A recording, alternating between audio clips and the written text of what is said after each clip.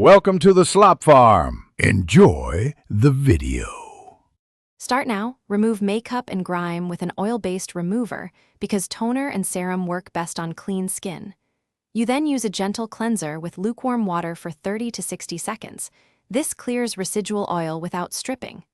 Once done, pat your face dry, but leave it slightly damp. That moisture helps the serum absorb.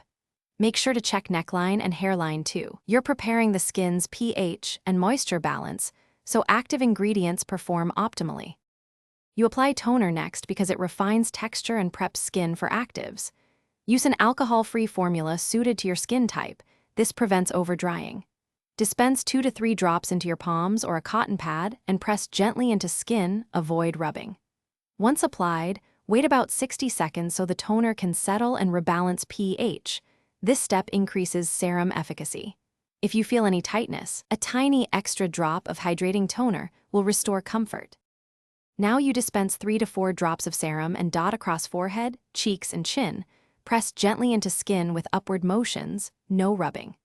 The serum delivers concentrated actives, so follow with your night moisturizer to seal hydration, and optionally a few drops of facial oil if you have dry skin.